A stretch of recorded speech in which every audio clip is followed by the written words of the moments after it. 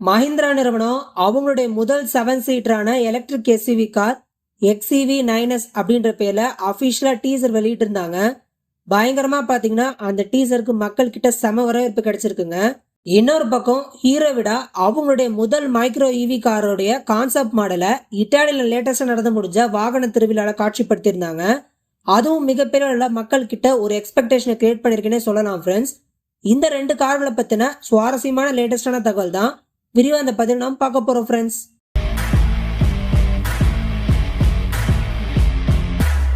மஹிந்திரா நிறுவனம் வெளியிட்ட இந்த அபிஷியல் டீசர்ல இந்த XEV 9S கார் எப்படி இருக்கு அப்படின்னு பார்த்தோம்னா, இந்த காரோட லுக்கானது லாஸ்ட் 3 இயர்ஸ் முன்னாடி இந்த நிறுவனம் வெளியிட்ட SUV E8 இந்த காரோட லுக்கை ஞாபகப்படுத்துற மாதிரியான பாடி அமைப்புல தான் இது இருக்கு அப்படின்னு நம்ம சொல்லலாம். இதோடைய லைட்டிங் செட்டப் ஆனது எல்லாமே ப்ரீவியஸ் மாடலான XUV 700 நமக்கு ஞாபகப்படுத்துற மாதிரி இருக்குங்க. அது மட்டும் இல்லாம LED RS வந்துட்டு ஒரு பூமராங் வடிவமைப்புல இவங்க ரெடி பண்ணியிருக்காங்க. பின்பக்கம் ஷார்க் ஃபின் ஆண்டனா இருக்கிற மாதிரி இந்த புதிய கார்ல இவங்க பாடி டிசைன் பண்ணியிருக்காங்கன்னே சொல்லலாம். இந்த காருடைய இன்டீரியர் பகுதிக்கு வந்தோம்னா ட்ரிப் ஃபீட் கேபினை வந்து கொடுத்துருக்குறாங்க. 3 ஸ்கிரீன் பேனலையும் ப்ரொவைட் பண்ணியிருக்காங்க. அண்ட் இந்த கார்ல அந்த 3வது வரிசை சீட்ல எந்த அளவுக்கு ஸ்பேஸ் கொடுத்துருக்காங்க அப்படின்ற விஷயங்கள்லாம் நமக்கு கிளாரிட்டியா தெரிலங்க. அந்த மாதிரியான சில விஷயங்கள் எல்லாமே அவங்க சஸ்பென்ஸா வச்சிருக்காங்க, மொத்தத்தை ரிவீல் பண்ணிடல. ஸோ கண்டிப்பா மக்களுடைய எக்ஸ்பெக்டேஷன் எல்லாத்தையுமே பூர்த்தி செய்யற மாதிரி தான் கண்டிப்பா இந்த கார் அவங்க கிளம்பிருக்காங்கன்றதுல எந்த ஒரு சந்தேகமும் நமக்கு கிடையாது ஃப்ரெண்ட்ஸ்.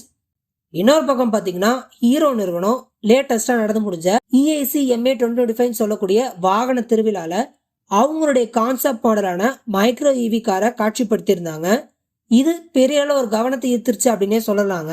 ஸோ பார்க்கறதுக்கு ஒரு பாக்கெட் சைஸ் டேனோவா மாதிரி இருக்கிற இந்த மைக்ரோ இவி காருக்கு நெக்ஸ்ட் 3 அப்படின்ற பேர்ல இந்த கான்செப்ட் மாடல் வந்து அவங்க ஷோகேஸ் பண்ணியிருந்தாங்க.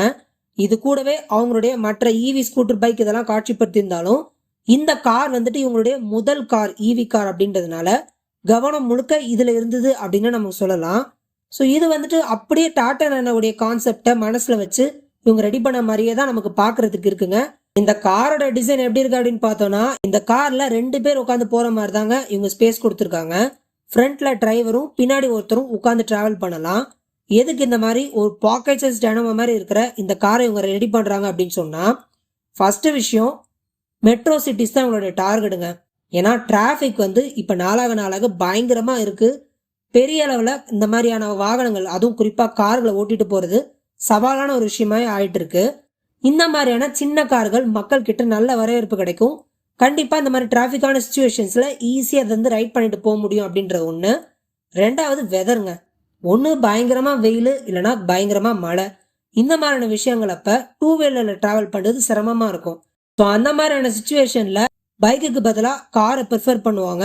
ஸோ அவங்களுக்கும் சேல்ஸ் பயங்கரமா எகிரும். மக்களும் மோசமான வெதர் கண்டிஷன்ஸ்ல இருந்து தப்பிக்கிறதுக்கு இவங்க இந்த மைக்ரோ இவி கார்ஸ்க்கு இவ்வளவு இம்பார்ட்டன்ஸ் கொடுக்குறாங்க. ஸோ ஓவராலா மஹிந்திராவுடைய இந்த XEV 9S காரானது விலை இவங்க எவ்வளவு நிர்ணயம் பண்ண போறாங்க, எவ்வளவு ரேஞ்ச் ஸ்பீடு தரப்போகுது, மக்களுடைய எல்லா எக்ஸ்பெக்டேஷனும் சாட்டிஸ்ஃபை பண்ணுமா, மார்க்கெட்ல எவ்வளவு பெரிய இம்பாக்ட் கிரியேட் பண்ண போகுதுன்றத வெயிட் பண்ணி தான் ஃப்ரெண்ட்ஸ் ஆகணும்.